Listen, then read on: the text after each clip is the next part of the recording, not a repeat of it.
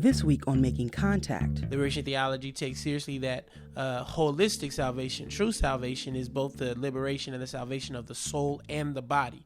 And so James Cone, Gustavo Gutierrez, Oscar Romero, many folks like that have been powerful proponents of liberation theology, and it has continued to be a very powerful expression of a liberative Christian message and practice.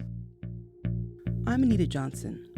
As the Trump administration continues to bombard U.S. citizens with his vision of what it will take to make America great again, across the nation, people of faith are attending services in search of sanctuary, solace, spiritual and political guidance from their religious leaders.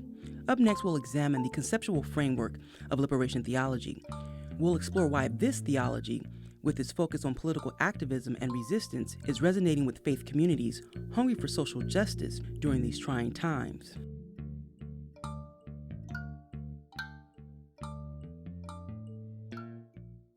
I mean, I know that we're all turned up right now, as we should be, around the ways in which this administration is putting stress and pressure on many of our families and deporting them. That's Pastor McBride. He's a senior pastor at the Way Christian Center in Berkeley, California. It's a sunny Sunday morning, and the church is filled with about 100 people who have gathered for fellowship. Pastor McBride's sermon, The Sunken Place, is a creative take on the movie Get Out. How many of you know the last administration was deporting millions of folk too? Now, what is it about we as a people that we can see all this death around us is contributing to a sunken place in our lives? The 41-year-old Pentecostal preacher is hip and witty. He considers himself not only a spiritual leader, but a community organizer. Today's sermon skillfully showcases the intersectionality of pop culture, biblical scripture, and resistance. His approach to teaching the gospel is in the tradition of liberation theology, a branch of theology developed by Catholics and Christians looking to examine the church's role in society to address the social, political, and economic realities of the oppressed. McBride sees social justice not as an ancillary part of Christian faith, but a central one. Some folks will feel like, that's not Christian. I'm just trying to be Christian. And I say, well, if you believe being baptized makes you a Christian, and taking communion makes you a Christian, and speaking in tongues makes you a Christian, then I want to help you understand how doing justice makes you a Christian as well. That we are achieving faithfulness to God when we fight for the poor, when we defend the rights of those who are being oppressed. Now, in a very practical way, if you are a pastor of a church and the members in your congregation are being abused by the powers and the systems of society, I think that if you care about your people, you're going to care about the injustice being perpetrated upon them. McBride has a list of examples of the many ways faith leaders should engage community. I've had to bury too many teenagers in my own church. And my church is not a mega church. So this idea that, a dozen or so children have been killed in my 10 years of ministry requires me to do something that I can't accomplish solely by preaching on a Sunday morning. It requires me to do something with my people, because I'm only one person. My people can actually reach many more people if I help them understand that your prayers, your worship, your faithfulness, your attendance, is a part of your Christian duty. How you vote, how you stand up at the school board meeting, how you march at night in the neighborhoods when there's violence, how you show up at a die-in, how you show up at the State House, how you show up in Ferguson or Oakland or St. Louis or Chicago. That is just as much a part. Reverend Cheryl Ward of Cheryl Ward Ministry says, liberation theology is refreshing to Black people because it shifts the focus of Christian sermons from obedience and servitude to empowerment and social justice.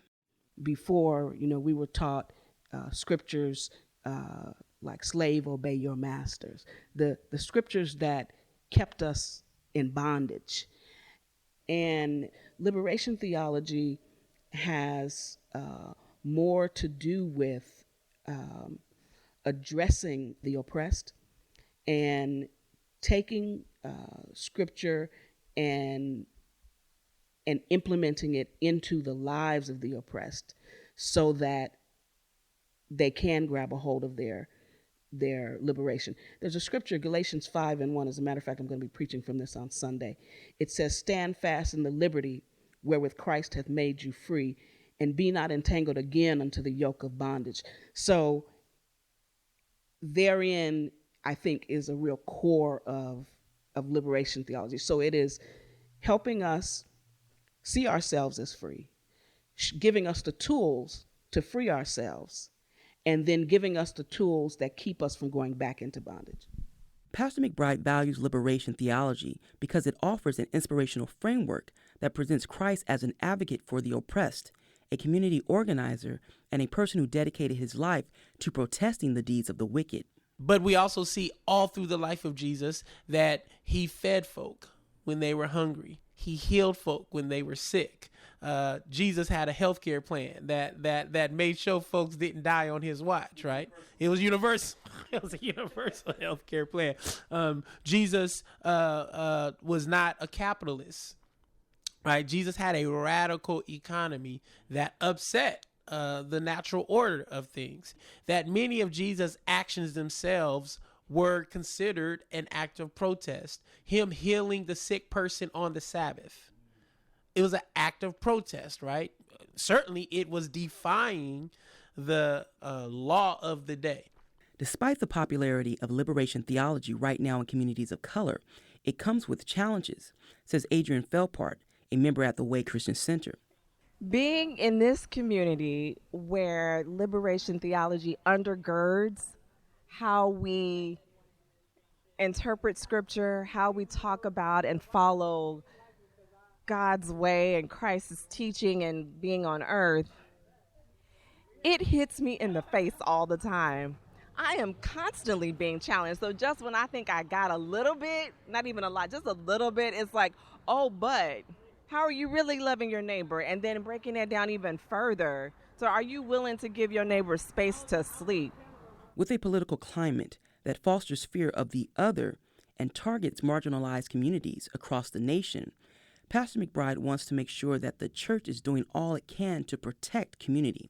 He's building upon the current momentum of support for sanctuary cities to open up a broader discussion about what sanctuary really means.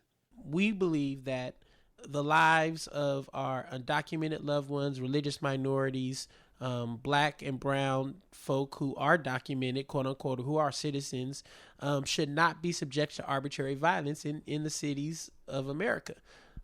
Now, it is the case that there's not been one day in the history of this country where the lives of black and brown folks, indigenous folk, poor folk have not been subjected to arbitrary violence at the hands of the state.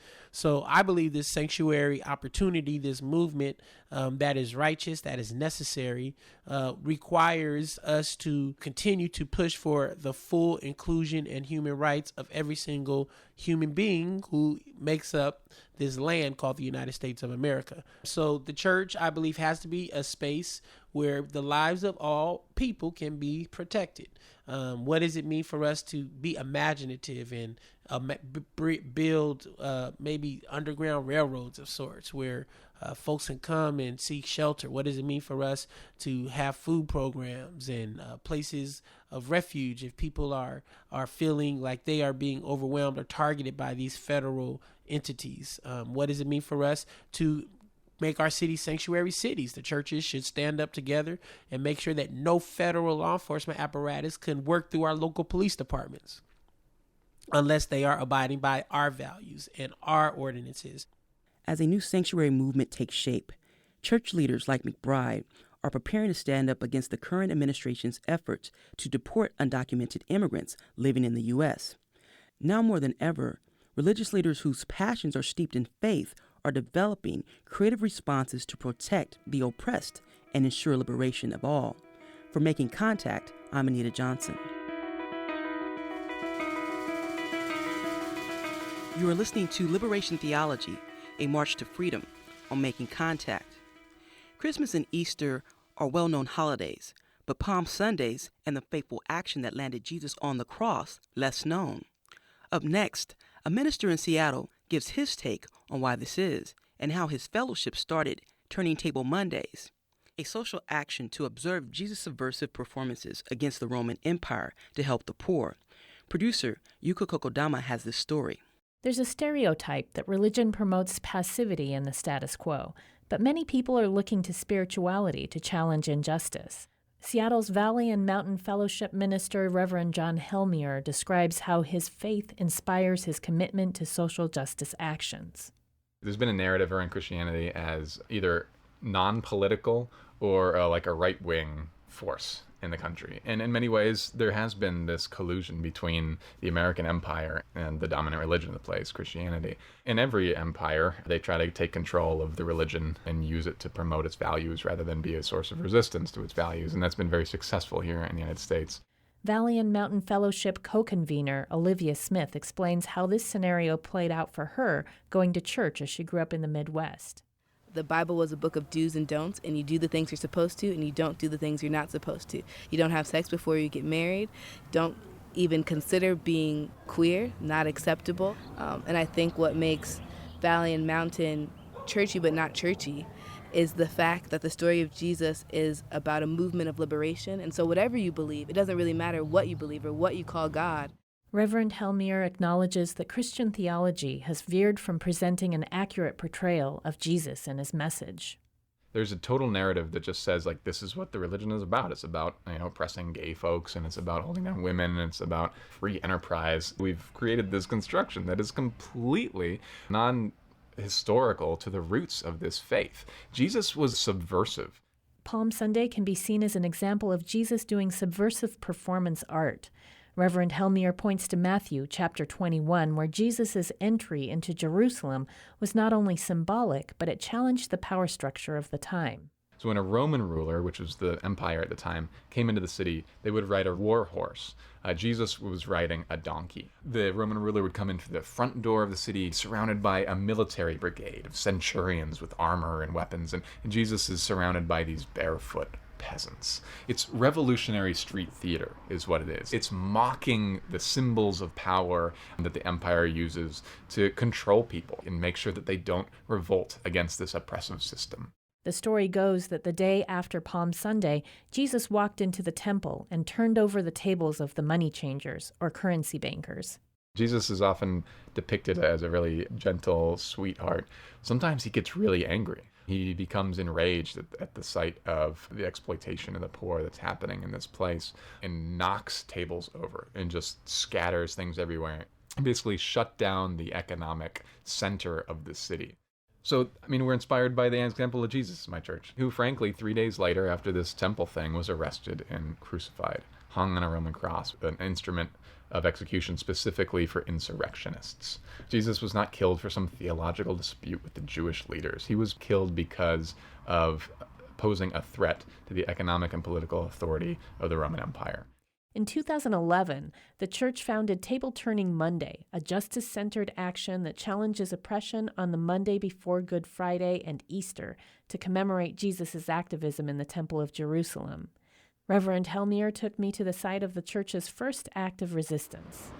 The Valley and Mountain community had our first protest of a dominant institution taking advantage of regular people and particularly poor people. So we handed out flyers about some of the abuses of Bank of America, everything from their participation in the mortgage crisis to what they were caught red-handed doing, which was systematically giving higher mortgage interest rates to African Americans who had the exact same profile economically as white folks. And also they paid zero corporate income taxes, because although they had made hundreds of millions of dollars of profit, they shipped it overseas to tax havens. So we handed out flyers about where the local credit unions are, where their boards are elected by their members and who aren't incentivized to take outrageous risks with the money that's been entrusted to them. Mari Kim is a congregant who had never participated in a protest before she arrived at Valley and Mountain Fellowship. I think that changes the fabric of our society when we can invest in things like that. You're not just praying in a room by yourself or with a group of people. You're going out and you're standing with people that need you to stand with them. Here's Olivia Smith again, summing up her take on spirituality. The story of Jesus is about a movement of liberation. Whatever you believe, it doesn't really matter what you believe or what you call God. Reverend Helmier reflects on how the work of the church fits into the scheme of resistance throughout the world among all faiths. What we're doing is trying to help people realize that there is a counter narrative to the story of faith as an opiate of the masses. Yes, it can be. It can be a tool of oppression. Absolutely. We see that all the time. We see that when these religious leaders endorse Donald Trump, who basically give fealty to fascism in order to get a seat at the banquet table of power. We're seeing it happening. And as a Christian minister, it kills my soul to see that. It sickens me. Instead of just being bummed about it, we're trying to do something about it, about elevating this counter-narrative. There are faith communities all over the world who are refusing to go along with the status quo. There are people of all faiths who are standing up and being empowered by their spiritual path to act in resistance. And so this day is about that. Some of the acts of resistance include Muslims in Rwanda who hid and protected people fleeing the genocide, and Southeast Asian monks who ordained trees as an environmental action to conserve forests. Valley and Mountain Fellowship in Seattle and other like-minded faith organizations are in good company. For Making Contact, this is Yuko Kadama.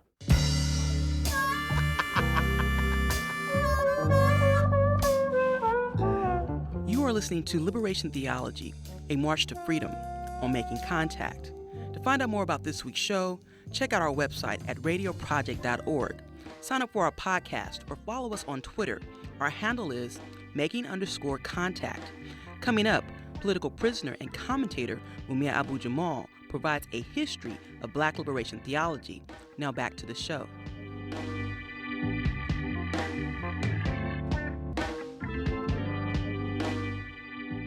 Mumia Abu-Jamal is an award-winning journalist who spent many of his years in media exposing police violence against communities of color.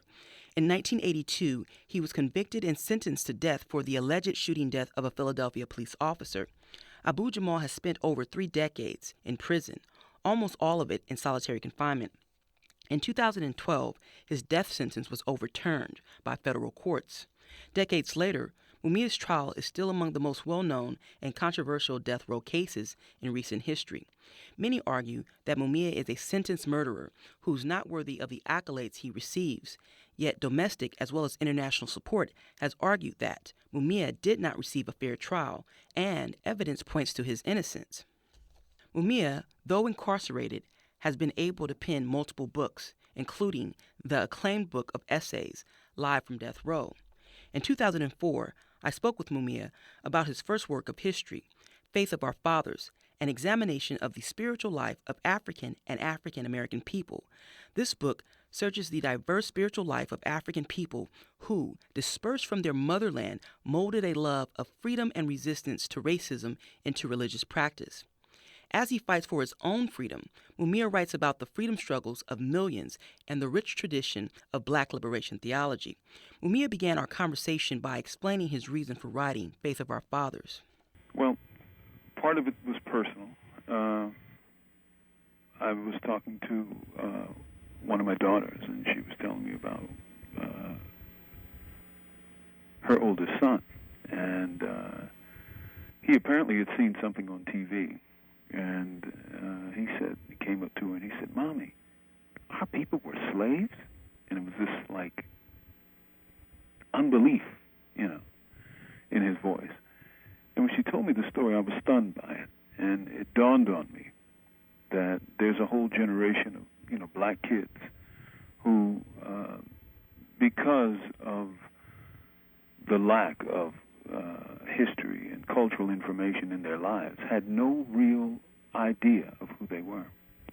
And while this is not written specifically for children, it's written for everybody, in my opinion. But young people were certainly on my mind when I thought about putting it out. Well, that's interesting, especially when one considers theological education in young people. I think it's fair to say that young people of today have moved further away from religion and closer to spirituality. Do you view this book as a way of connecting the two and making it relevant for today's youth by the infusion of Black theology liberation? I think of them, and I was thinking of them when I was writing it. And that's because I think we live in a country that is ahistorical in a lot of ways. Well, what history in America could be further below than African history? And the history of captives, the people who were brought here in chains against their will African people. Mumia, I want to go back to the issue of captives and oppressors. I remember a quote by John Henrik Clarke, and he says, as a child of God, God is a part of you. God is supposed to look like you. When one accepts the picture of a deity assigned to you by another people, you become the spiritual prisoners of that people. What does that statement mean to you? Because you also cover it within the book. Well, I think that's a truism. I mean, John Henrik Clarke has put it perhaps more elegantly than others. But I can't really bring it to memory right now. But I remember a poem, and I'm trying to think of who that poet was.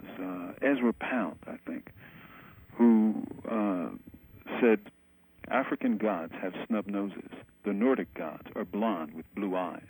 If lions and oxen could paint, we should doubtless see them also making gods in their image.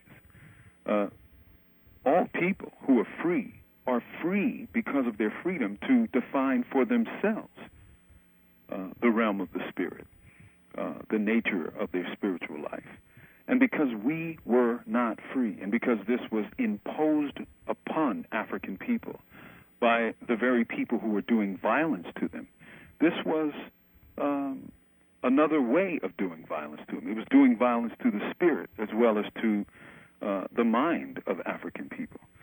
So they gave us a religion of acquiescence. It is to the captive people's credit, eternal credit, that they transformed that into a liberating religion. I mean, they essentially ignored most of what the captives, so-called slave masters, said, and developed a kind of we are the people of Israel religion, and this country is Egypt, and we got to find a promised land. You know, that was brilliance. That was native genius. But they had to fight hard to get that, and they had to essentially ignore everything they were, quote unquote, taught by the slave master. I can see that, and that transformation evolved out of necessity. But how has the practice of spirituality evolved within the African American consciousness of today? Well, in some ways, we're locked in the tombs of history, in that, in some ways, in some communities, of course, it has not developed. In other ways, there are, I think, no people in America who are more acutely religious, but also dare to challenge the lessons that they were given by history by creating a new kind of history. I mean, if you look at the Nation of Islam, you look at, on every street corner, in every black community of America, you have a small church that departs, right, from the dominant theme and creates their own kind of spiritual tradition. So, many people are very spiritually vigorous in a way. Vigorous but traditional. It's almost as if black religious institutions have failed to include the political with the spiritual. Mumia, what's your views on the degree of the lack of community leadership exercised within black churches? Well, that's what I meant about the lack of development in some of our spiritual life.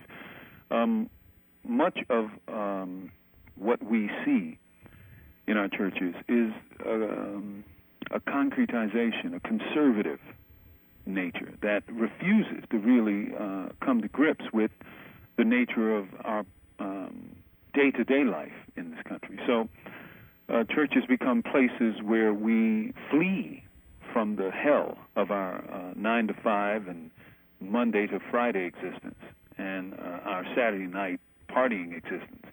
And so we flee to heaven rather than deal with this hell that we deal with every day of our lives. And it really shouldn't be that. But shouldn't there be more of an active role by black churches, especially when one considers the role that they played or took part in the civil rights movement?